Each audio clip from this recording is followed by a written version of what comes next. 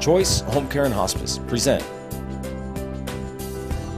Choices to Benefit the Aging with your host, Joe Urrutia.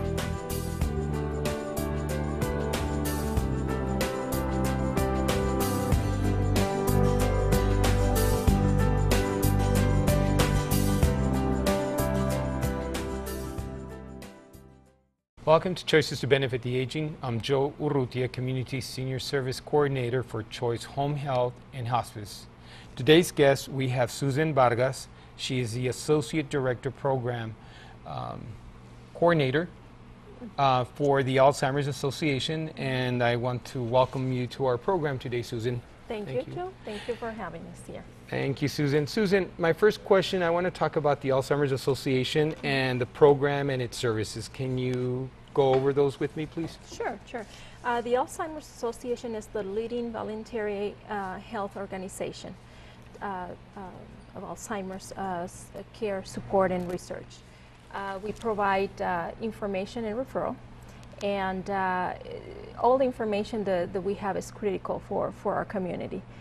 We have a 1-800 number where people can call in at any time if they need to talk to someone. We have a master level consultants that can help them with support and decision making. So the 1-800 number, it's a 1-800-272-3900. Other services that we have, Joe, we provide education programs for families that are taking care of someone with Alzheimer's, and also programs, education programs for our community, so we can raise awareness about the disease, and so we can let people know about the association as well. We have caregiver support groups in different areas of El Paso. These support groups are for family caregivers, so they can have a time of their own, so they can socialize with other families, so they can exchange or share their personal experience and learn from each other. Okay. We also provide for those that wander off and those that get out of the house and they get lost, the dementia. We have a program, Medical Alert Safe Return, which is a 24-hour nationwide service, emergency service. And so we provide support to the family. We work together with the law enforcement. Let me ask you, with that, is this a watch or a band that they use? This is a bracelet. This is an ID bracelet that we provide to the person with the disease. Now, is that a cost to them? It's you know, the Alzheimer's Association have some funding that can help those with low income to cover the costs to enroll their loved ones on Medical Alert Safe Return. So we will be able to provide that for them. Okay, it's not a big fee. It's only $54.90 to enroll someone in this program.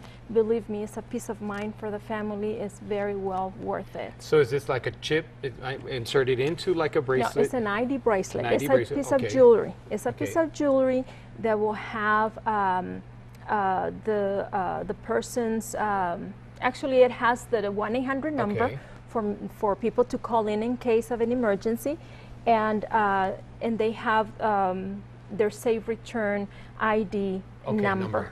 Okay, so that's an interesting piece, because we had under our home health agency at Choice Home Health a client that had Alzheimer's and wandered off, got on the bus, and they were from the west side and ended up on the east side. And I do know for a fact he didn't have a bracelet back then, and I think so to the public, you always ask people, if you see a person wandering around, look for this bracelet. Look for the bracelet, and we can always recognize people that are walking in the streets that might have Alzheimer's, just and because I tell of you the that way in this case, it was amazing that from the west side all the way, got on a bus and was able, they found him out there like in the McRae area. So for him to go for such a large, far distance was pretty concerning to the family and to the police department. And I think that the persons that, these two ladies that found the patient identified him, and they saw that he, they started talking to him, and but he did not have a bracelet. So you do recommend that? We do recommend that. We recommend the families that as soon as there's a diagnosis of Alzheimer's, stop by the office. We work together with doctors, and the doctors are very good in referring those people to our association. Give us a call, make an appointment to come in and enroll their loved ones. They can go online and enroll them. And what is your online enrollment they can go email? They can go to alc.org, www.alc.org. A as in Apple, L as in Larry, Z as in Zoo, correct? Right. Okay. .org. Now, you said also that they can go to your location also, and which is on Mesa Street, and the address? We're located at 4687 North Mesa, Suite 200, and it's off of Executive Center. Okay. And they can also stop by and get information. And as far as the, you will go ahead and provide them information to your 1-800 number at that point? And At that point, we will give them a packet of information, which includes different brochures, like that will talk about behaviors, communication, the symptoms, the stages of the disease, financial recommendations. So it's a very good resource for the families, so they can start, educating themselves, and they can start planning for the future.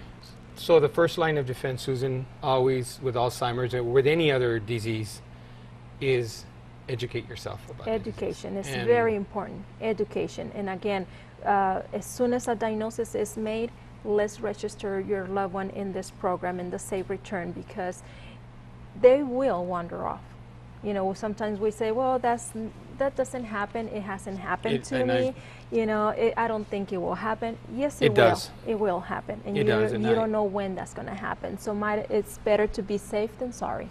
Susan, I know you and I went over your information packet that you provide to your clients and families and caregivers out there, and I was going over it with you because you have from Respite Care Services and the Alzheimer's Special Unit Cares, which is Desert Springs. There is some specialized units here in El Paso, correct? That's correct. And that is through the Emeritus, Emeritus. which is the Cielo Vista Assisted Living.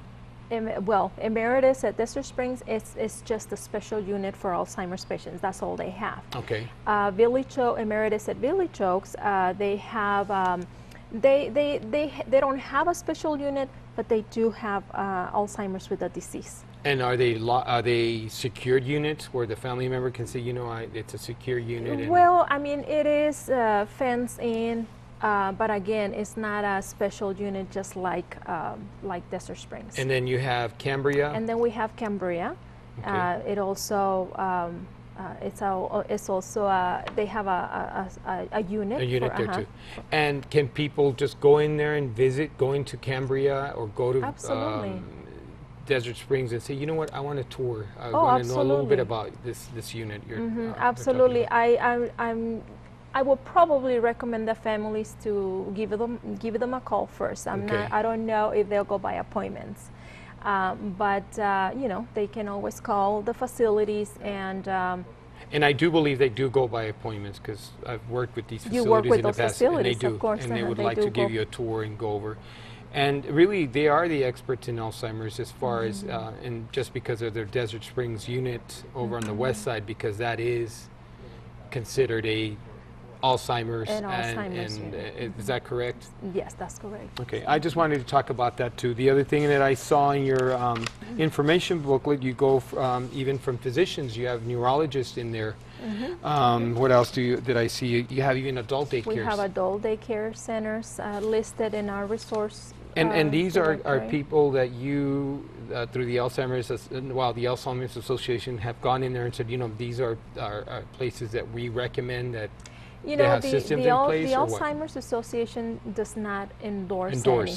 Okay. We put those lists together so we can give the families, some information when to start with. Okay. But we ask the families for them to do their encourage homework. them to do your homework. Okay. Yeah, they need to find out for themselves. They need and that they have options and choices out Absolutely, there. Okay. yes. The other thing we saw also here was the even home care agencies. Home health And agencies. one of the things that I will tell you, Susan, is that through the home health on and Alzheimer's or dementia patients, and I got a call last week on a family caregiver that was taking care of her father.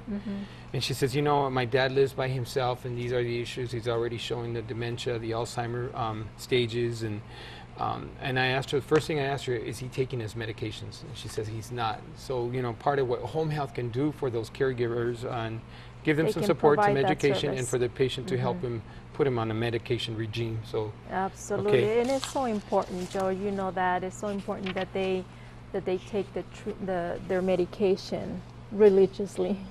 You know, Susan, something that I always talk about, because I work for Hospice with Choice, and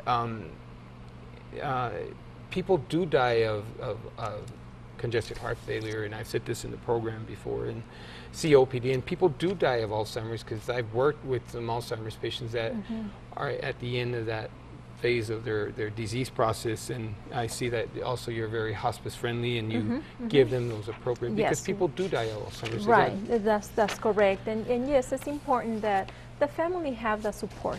So hospice, they do such a wonderful job. I mean, my mom was diagnosed with Alzheimer's, and my personal experience with that, that's how I got involved with the association.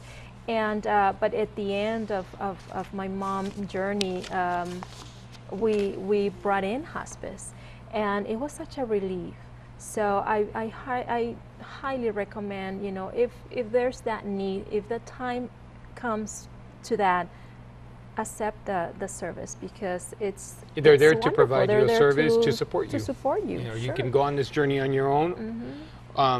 You know, from the beginning of the Alzheimer's, you have supportive systems out there that can help you, and even towards the end of the disease Even process, towards they're the still end. there to help you. The families are not alone, and that's what we want our community to know, to understand that it is a very sad disease. Alzheimer's is, to me, it's not like other diseases. I mean, I think this is worse. And they're not alone. But they're not alone. Yes, Okay. they're not alone. There's help out there. There's a lot of education and support, and they just need to look for it. Okay.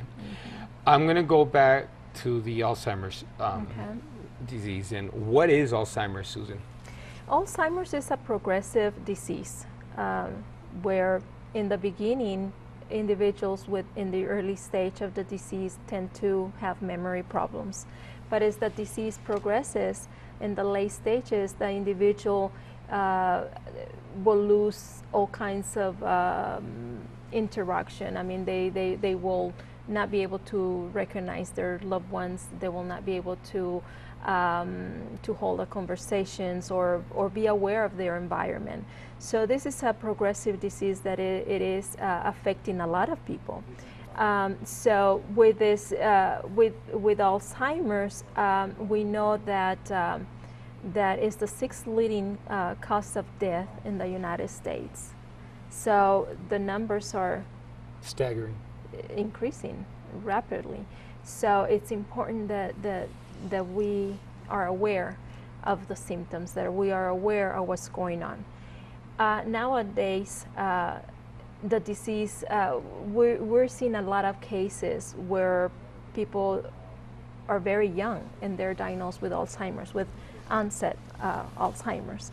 And, but also, sometimes people go underdiagnosed, or they have a misdiagnosed. You know, people like us, young people, I consider myself young still, you know, sometimes we do have problems with our memory. We'll go see our doctors, and well, you know, they treat you as depression, or they treat you as overwhelmed. You're burned out because of work and or school, or you know, your family, etc. And they don't want to check for something else. So it's very important, the communication with the doctors. I mean, yes, we've seen a lot of cases where individuals in their 40s and their 50s. My mom was started with memory problems at age 50, and she was not diagnosed until she was 60 years old. Wow. So she went 10 years, you know, with those behaviors, those symptoms, and without treatment. So it's very important, the early diagnosis, very important to detect, you know, to make sure that it is not Alzheimer's. And get some kind of treatment. And get some kind of diagnosed treatment. and get some kind of treatment. Right. And, you know, I mean, there's other factors that could be reversible, like diabetes, like depression, Okay. thyroid problems. Those things can also cause memory loss, but it's a factor that can be treatable. Okay. When should people really be concerned, or caregivers out there, about the disease? Again, as soon as they see their loved ones having problems. Now, I like to tell people when I talk to people, because they always tell me, well, you know, I think I have Alzheimer's because I'm always forgetting, you know, where I leave the keys, or where I leave, you know, my purse, or etc. But Alzheimer's is not just that type of memory loss. Okay. Alzheimer's is more than that. It's what is the pin for? What are the keys for? When you get the keys, and do you know what they're for? Okay. Yes. Do you get home and take off your wristwatch and go, and where do you put it? Inside of the sugar bowl, or do you go put it on top of your dresser?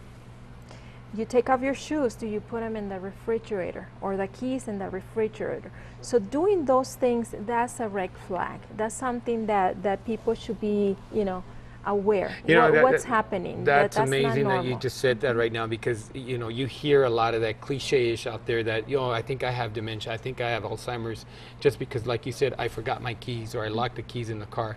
But there is a difference, and again, I want you to explain that, the difference between losing your keys and misplacing things versus what we were talking about right now. You know, well, I mean, versus that it is the dementia is that you're putting your keys in the sugar bowl. Right. Right. And I mean, that's not a normal place not to put your keys. You know, and people with Alzheimer's, once they forget something, they don't have the ability of taking steps back, of thinking, okay, so what is that what did I do when I got here? You know, let me retrieve and go back and see, you know, and get there. What a very important piece of information that you just gave, even to you brought here to the table, because even now that we can share it with the public and say, you know, there is a difference between if you're seeing that this is what your loved one is doing, placing things in inappropriate places, keys in sugar bowls, what else could you say? Your purse. Your purse, I mean, your shoes inside of the oven, or, you know, yeah, look at exactly. those things. So look at those, are keep triggers. an eye on that. Those are triggers, yes. And thank you, Susan, because, you know, those little things make a big difference They do. To the public, and those little tips, simple tips. I have a friend that right now I've been kind of helping her with her husband, and seeing her as a caregiver, and just those little important key pieces that the home care agency has provided, the nursing staff, has made just a big difference to her. Sure. You know, and that little information, hopefully it goes far for other people to notice those things. Now I want to talk about Alzheimer's, how it affects men versus women. You know, it appears that Alzheimer's disease, I mean, it's the same disease in male and female, but it seems like it affects more females than men. And they said it's because women tend to live longer, and we're tougher than men. Just kidding. But I mean, which is true. Women do outlive men. Women outlive men. So, so that's, you know, they say that's why females tend to develop the disease.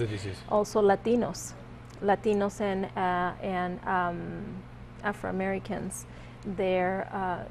they see more Alzheimer's in Latinos. And you know, and I had heard that before, and I recall talking to somebody about Alzheimer's, and they had told me she was from Central America, and she was telling me about how high the Alzheimer's people were being diagnosed in her country. But I told her, well, maybe it's just because it's Central America, you know, you're Latinos. But here in the United States, she says, no, but it's a staggering number of, so Yeah. I'm glad that you brought that up. What are the reasons for the increasing? You know, Joe, back in the 20s, you know, people did not live longer than 30, 20, 40, 30, 40 that's years. True. So back then, we didn't see a lot of diseases. We didn't see a lot of diabetes. We didn't see a lot of arthritis. We didn't see a lot of heart diseases because they, you know, people would not live longer. Now people are living to their 100 years, 90 years old. And so now we see a lot of other diseases, but the one that is extremely Prevalent is Alzheimer's. So that's, you know, that's important. I mean, yeah, we're living longer, so we're seeing more health issues, more and it's other true. diseases. It's kind of interesting that you bring that up too, because I had been reading an article about love. And during the 19th century, you know, people could honestly say, you know, till death do us apart. You know, well, till death do us apart, people were dying, like you said, at very early Very ages, early age. 30, 40, you know, so their marriages were shortened because of, you know, the technology that we have nowadays wasn't there back then. And it's alarming how you bring this to the table and you're saying, you know, people are living longer now, and that's why you see congested heart failures, you see the Alzheimer's and the COPDs, and, You see and more. the technology is also in the medications that are out there that are giving people Yes. quality of life, and they're able to manage the disease, correct? That's correct. I want to talk about the trial match. Okay. And what is this trial match? The trial match is it's a free service that matches individuals with different clinical trials, and so if we don't participate in the clinical trials, we're never going to find a cure. I mean, there's a wonderful treatment out there in the horizon that are waiting to, you know, to be approved, but with no participation, then, you know, that's a problem. So trial match, it's critical. It's critical to helping millions of people that are affected with the disease, and it helps to match individuals with different clinical trials that are going on right now. So you know, we encourage people, and it's beneficial for everybody. So is there a need out there still that you're looking for participants? There is a need, and so we ask people to support our cause and support our If they can't help you financially, then so please help us with the trial match and be a participant in this program. program. Be a participant. It's a free of charge. It's a free service. They And don't this have is to to help pay other anything. So and this is to help us find a support cure. and find a cure. And to help those that are. How can they get more affected. involved with this trial match? Can they call your 1-800 number? Yes, they can get more information by calling our 1-800-272-3900. Okay. Or they can also go to our website. Okay. And get more information. And the website is again www.alz.org. ALZ. A as in Apple, L as in Larry, Z as in Zoo. That's .org, right. I strongly also recommend the public to please help them, the Alzheimer's Association, with this trial match, right? What can we do about Alzheimer's? You know, right now there's not an exact answer for that. You know, we recommend people to get involved. Let's get involved. Let's start talking about the disease. There's still a lot of denial out there. There's still a lot of people, families that don't want the neighbor to find out that there's something going on, that there's their loved one with Alzheimer's. we need to talk about it. We need to raise our voice, not just in our community, but also to Congress. We need Congress to keep funding, you know, this disease and to keep funding our research programs. So we need to be proactive, get educated, and to try and prevent it. Just, you know, we recommend that people keep healthy diets and socialize. I want you to tell me a little bit. November is Alzheimer's Awareness Month, and can you just tell me of 2 events that you plan to have, or what is upcoming events for November? Absolutely. November is Alzheimer's Awareness Month, and on November 9th we're having a candlelight vigil, and this is a remembrance event to honor those that have died with Alzheimer's and the ones that are still struggling with the disease. And then that's November 9th? That's November 9th. And they can call your office? They can call our office to get more information. Okay. And then we have other education programs through the month that will be for caregivers and also for open to the public. To the public. Susan, I want to thank you, and we appreciate that you came to our program. Alzheimer's is something that is that your association needs great support, and that we hope the public can continue contributing to your services. Thank you. Thank you, Susan, for coming to our program. Thank you for having me. I want to thank the public for watching Choices to Benefit the Aging. Again, I'm your senior coordinator for Choice Hospice and Home Health. If you have any questions about Alzheimer's associations or other senior programs in our community, like the Cancer Association, to the Diabetes Association, and how I can provide that information, you can always call me on my cell phone at 588-8332. Also, if you have questions about assisted living, foster homes, nursing homes, what is an LTAC, and a skilled nursing facility, you can also call me, please. I invite you to call me on my cell phone. I have also been receiving calls of people that have enjoyed the program and they want us to continue with this program. Also, on every month, you can pick up your Southwest Senior, and it has an itinerary of programs that we will be discussing, from different diseases, congestive heart failure, to diabetes, and I'll be bringing other guests to discuss senior issues out there. I want to also thank Copenhagen. They have been providing us our background furniture, and God bless them, and they've been very good to us. And to the public, again, if you have any questions there about what's out there for your loved one, you're not out there alone. We want to help our caregivers out there, and not only the caregivers or family member, with any support we can connect them. Again, I want to thank the public. Thank you very much, and God bless you. Choices to Benefit the Aging has been brought to you by Choice Home Care and Hospice. For more information on this program, go to El Paso Southwest Senior Magazine at www.southwestsenior.com. Furniture provided by Copenhagen, 65